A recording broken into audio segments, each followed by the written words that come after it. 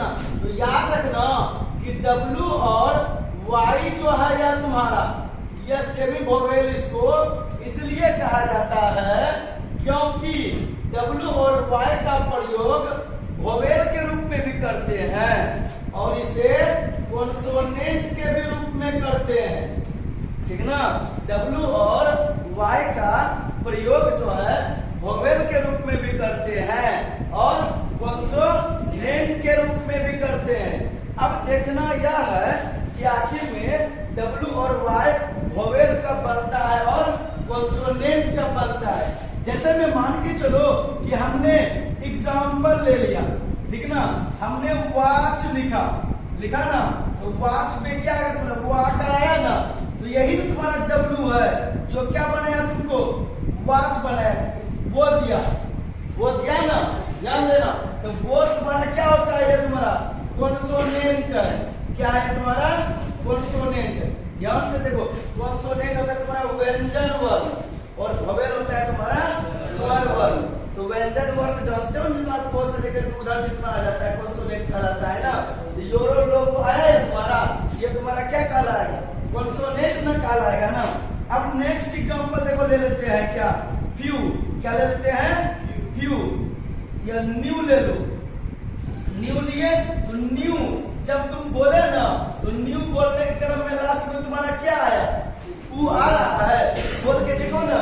New ले लिए, few ले लिए, फ्यू भी जब हमने बोला तो क्या आया तुम्हारा लास्ट में, ऊ आया कि नहीं आया, आया ना। तो यही W है जो किसका काम कर रहा है, वोवेल का काम कर रहा है ना। यही W है जो किसका काम कर रहा है, तुम्हारा वोवेल का काम कर रहा है ना। देखो वही W था जो कॉन्सोनेंट के लिए काम किया और वही W है जो ऊ के लिए अर्थात वोवेल के लिए काम किया ना। तो W को क्या हो गया, कॉन्सोनेंट और वोवेल दोनों के लिए प्रयोग किया गया ना। ठीक उसी प्रकार समझना बात को।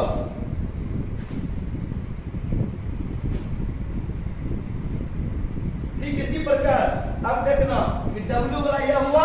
अब आ जाओ Y वाला में। जैसे में हमने Y का एग्जांपल देखना ध्यान से। अब Y का एग्जांपल लिया हमने, लिख दिए येलो लिखे हमने, क्या लिखा येलो।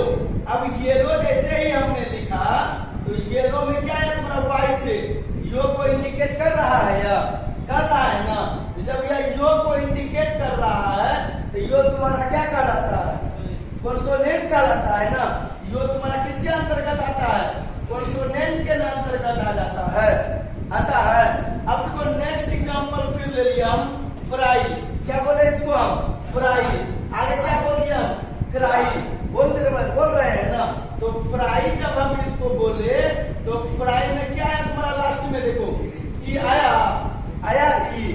क्राई जब बोले तो क्राई के अंत में तुम्हारा क्या आया, तुम्हारा ई आया कि नहीं आया ना।